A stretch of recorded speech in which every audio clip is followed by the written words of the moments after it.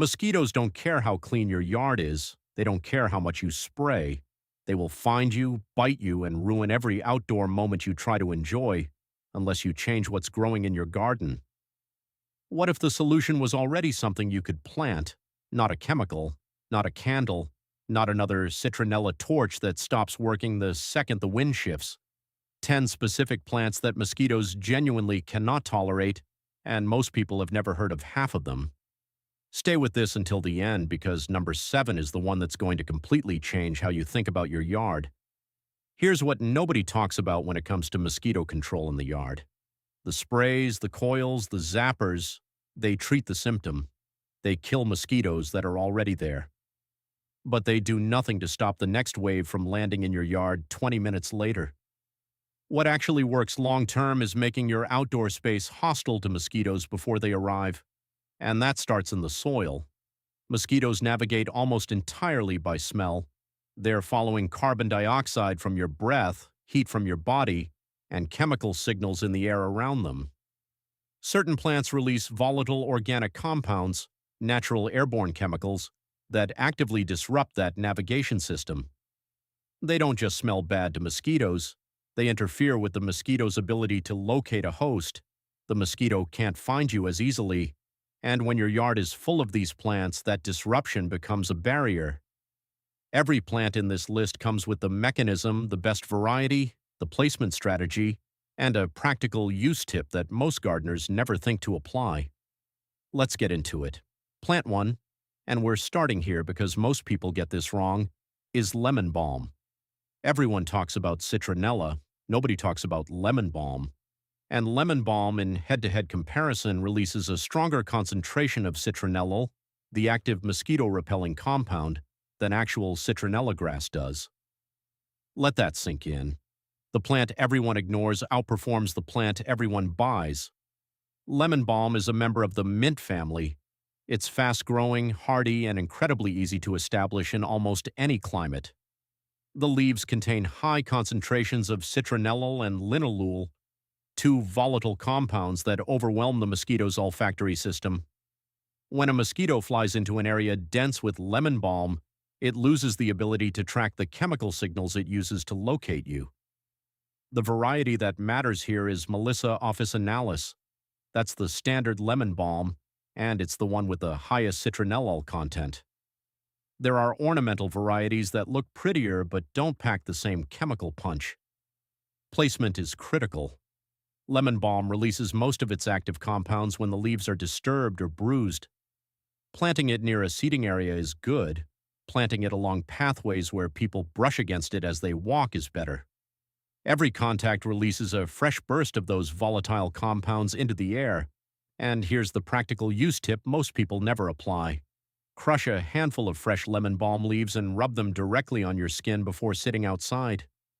The concentrated leaf oil is a legitimate topical repellent. Studies have shown up to 40% repellency at close range. That's not a folk remedy, that's a measurable result. One more thing about lemon balm, it spreads aggressively. Plant it in containers near your seating areas rather than directly in garden beds unless you want it to take over. Container planting also lets you move it to wherever you're sitting, which puts the repellent compounds exactly where you need them. Plant 2 is catnip, and this is where most mosquito plant lists completely miss the mark. Catnip isn't just for cats. Nipetolactone, the compound that makes cats roll around in ecstasy, is one of the most potent natural mosquito repellents ever identified.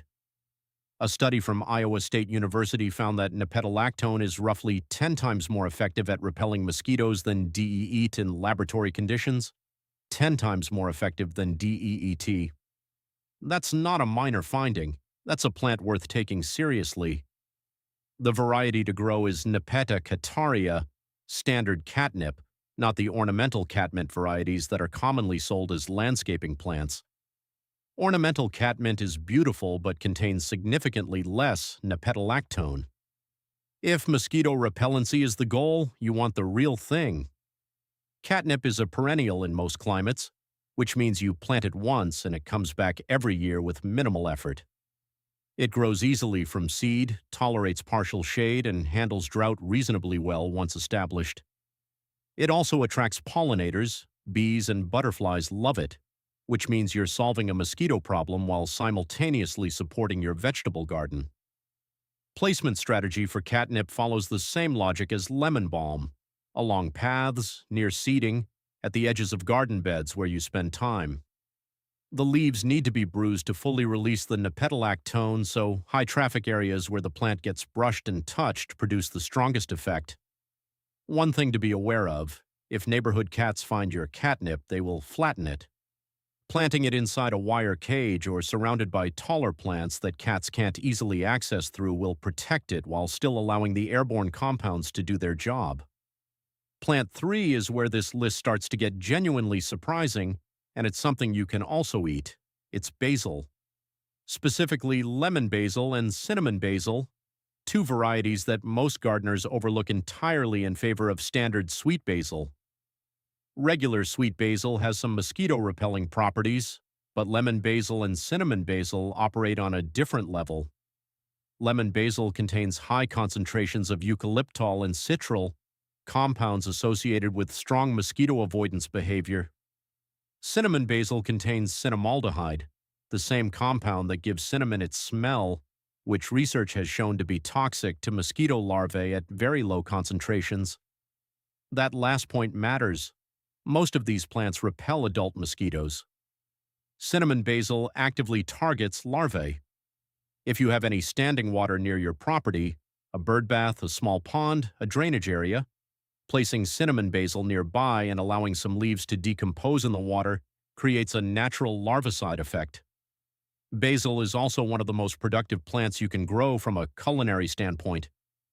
You're getting pest control and kitchen herbs from the same square foot of garden space.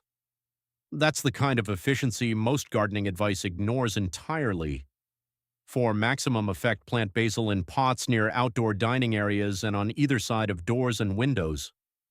The heat that radiates from pots in full sun accelerates volatile oil release from the leaves, which intensifies the repellent effect in the air around your seating area. Now, this is where things start getting interesting. Because plant 4 isn't pretty, it doesn't smell good to most people, and you've probably pulled it out of your garden as a weed at some point. It's pennyroyal, and it is one of the most aggressively effective natural mosquito repellents that grows in a temperate garden. Pennyroyal is a low-growing member of the mint family, Mentha pulegium, and it contains pelargone, a compound so potent that it's been used historically as both an insect repellent and a flea deterrent for livestock. The smell is strong, intensely minty with a sharp, almost medicinal edge. Mosquitoes find it unbearable. Here's what makes pennyroyal genuinely different from other plants on this list. It works even without physical contact. The volatile compound concentration is high enough that a patch of pennyroyal in active growth releases airborne repellent passively. You don't need to bruise the leaves to activate it. In a warm, still evening, exactly when mosquitoes are most active, pennyroyal planted around your yard creates a passive chemical barrier. Planted along the edges of your outdoor space, in ground cover patches between garden beds, along fence lines, in any low-lying area where moisture collects and mosquitoes tend to breed nearby. Important note: pennyroyal should not be consumed, and the essential oil should not be used directly on skin without significant dilution. As a garden plant grown for its airborne effect, it's completely safe. But don't treat it like culinary mint. It spreads the way all mints do, aggressively. In areas where you want a dense, mosquito-hostile ground cover, that's actually an advantage. Let it spread along fence lines and garden borders where controlling it isn't a priority. Plant 5 is something you've seen in every landscaping catalog, but never once saw marketed for what it actually does to mosquitoes. It's marigold. But not the standard tagetes patula that fills every garden center in spring. The variety that matters here is Tagetes erecta, African marigold, and specifically the taller, larger-flowered cultivars that produce significantly higher concentrations of the active compound. That compound is pyrethrum, or more accurately, a chemical relative of it. African marigolds produce thiophenies, sulfur-containing compounds released through both the flowers and the root system. Above ground, the scent actively repels mosquitoes and a range of other flying insects. Below ground, the root secretions suppress soil-dwelling larvae and nematodes. This dual-action repellency, above and below ground simultaneously, is something almost no other plant on this list delivers. And because African marigolds are annual, you're replanting them every season into beds that have been chemically conditioned by the previous year's root secretions. Have you been planting standard marigolds and wondering why the mosquito effect isn't that strong? This is why variety matters enormously. Tagetes erecta, not Tagetes patula.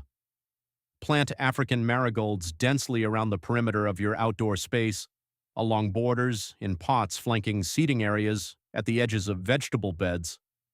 The taller varieties work particularly well because the flower heads sit at or above human hip height, releasing those volatile compounds into the air at the level where people actually sit and breathe. And this is where most people completely overlook a plant that does double duty in ways nothing else on this list can match. Plant 6 is rosemary, and the specific mechanism here is one that genuinely surprises people when they understand it. Rosemary contains camphor, alpha-pinene, and borneol, 3 volatile compounds that mosquitoes actively avoid. But here's the part most videos skip.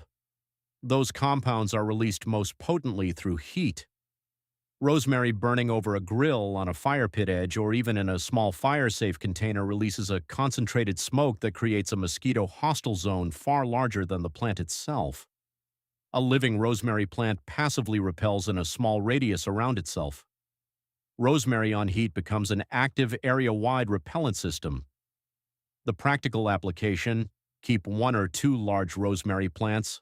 Rosmarinus officinalis Tuscan Blue is the variety with the highest volatile oil content, near your fire pit or grill area. When you're setting up for an evening outside, place a few fresh sprigs directly on the coals or in a heat-safe container at the edge of the fire.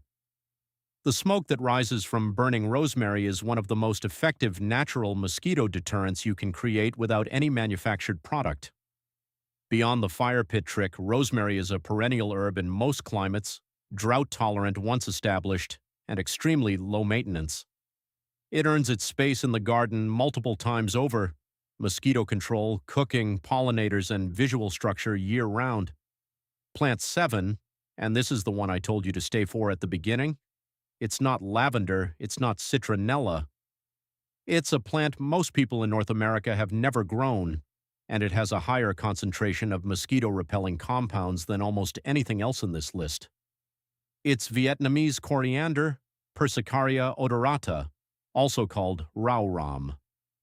Vietnamese coriander contains decanal, an aldehyde compound that recent research has identified as one of the most promising natural mosquito repellents under investigation.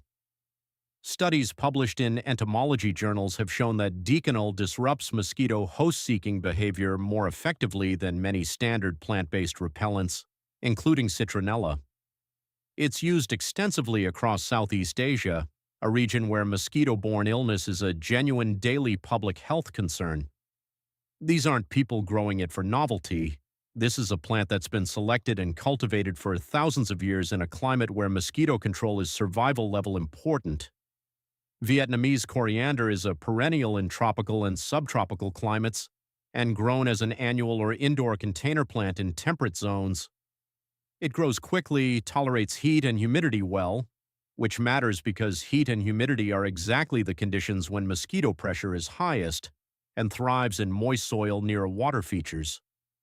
That last detail is important.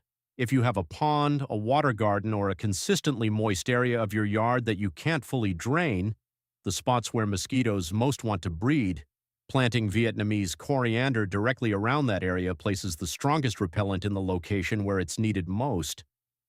It's also edible, with a flavor that's somewhere between cilantro and lemon, and it's used in Vietnamese and Thai cuisines as a fresh herb. Grow it, repel mosquitoes with it, and eat it. Very few plants earn that level of usefulness. Plant 9 is something you may have growing already, but almost certainly not in the right place or the right variety for mosquito control. It's geranium, specifically Pelargonium citrosum, commonly marketed as the mosquito plant or citronella geranium. Here's where this gets complicated, because there's a legitimate debate in the research community about how effective the mosquito plant actually is in isolation. Studies have shown that the plant alone, sitting passively in a garden, produces repellent effect only in a very small radius, roughly a foot or two, not enough to protect a whole yard. But here's what those studies didn't test, and what most videos never explain, is the effect of using the plant actively combined with passive placement. Crush the leaves, apply the oil directly to skin. Use the plant as a living source of raw material for a topical application, not as a passive air freshener. Pelargonium citrosum contains citronellol and geraniol, compounds that, applied directly to skin, produce measurable repellent activity for up to 2 hours. The mistake people make is buying a mosquito plant, putting it on the porch, and expecting it to act like a force field. It doesn't work that way. No single plant does. The correct approach is placement plus activation, which means regularly bruising the leaves, placing the plant in areas with good airflow, and using the leaves directly when you're going to be outside for extended periods. Plant it in containers that you can move, place strategically at the entry points to your outdoor space, either side of doors, along the path to a seating area, and used as a source of topical repellent. Pelargonium citrosum is genuinely useful. Treated as a magic solution on its own, it underperforms and you end up in the camp of people who say, those mosquito plants don't work. Plant 10, and this is the one that ties the entire system together, is one that most people would never associate with mosquito control at all. It's society garlic, Tulbagia violacea. Society garlic is a perennial ornamental plant, completely unrelated to culinary garlic, that produces elegant purple flowers on long stems through most of the growing season. It looks like something you'd plant purely for aesthetics. But it releases sulfur-based volatile compounds continuously through its foliage, not just when bruised, not just in heat, but passively and persistently throughout the day. Sulfur compounds are among the most universally recognized insect deterrents in the plant kingdom. The reason garlic spray is a legitimate organic pest control product is because of exactly this chemistry. Society garlic delivers a lower concentration of those same compounds in a continuous low-level release that accumulates in the air around it. It's drought-tolerant, pest-resistant, deer-resistant, and flowers for months. It grows in USDA hardiness zones 7 through 11 as a perennial and can be grown as an annual or container plant in colder climates. The placement strategy for society garlic is perimeter and pathway. Line your garden's outer edges with it. Plant it densely along the entry paths to your yard. Use it as a border plant around seating areas. The goal is to create a consistent, low-level sulfur presence in the air throughout the spaces mosquitoes would otherwise be comfortable moving through. Combined with the plants earlier in this list, particularly the active-release plants like lemon balm, catnip, and pennyroyal, society garlic functions as the baseline layer of a layered defense system. The others spike when disturbed. Society garlic maintains a steady background level of deterrence even when no one is interacting with the garden. Here's what you actually have now, if you plant even half of what's in this list. You have a yard that fights back on multiple levels. Passive deterrence, society garlic and rosemary, creating a background chemical barrier. Active release plants, lemon balm, catnip, pennyroyal, that intensify every time someone moves through the space. Targeted plants, cinnamon basil and American beautyberry, that address larvae and the most dangerous mosquito species specifically. And dual-purpose plants, basil, rosemary, Vietnamese coriander, that are in their garden real estate through multiple functions simultaneously. This isn't a list of plants you plant once and forget. It's a system. And the difference between a yard with 1 or 2 of these plants scattered around and a yard where these plants are placed strategically, at perimeters, along paths, near seating, around water, is the difference between marginal relief and genuine mosquito pressure reduction. No yard will ever be completely mosquito-free, but a yard designed with these plants, placed with intention, dramatically shifts the balance. You spend more time outside, you reach for the bug spray less, your kids play in the yard without coming inside covered in bites. That's the outcome that made you click on this video. And that outcome is completely achievable with plants that are available, affordable, and in most cases, edible, beautiful, or both. Which one of these will you plant first? Leave it in the comments, especially if you try the Vietnamese coriander or the American beautyberry. Those are the two that most people have never grown before, and I want to know how they perform in your yard. If this opened your eyes to plants you'd never considered for mosquito control, hit the like button. It helps more gardeners find this content. Subscribe if you're not already. We put out high-detail growing content every week, and there's a lot more where this came from. Keep growing your garden.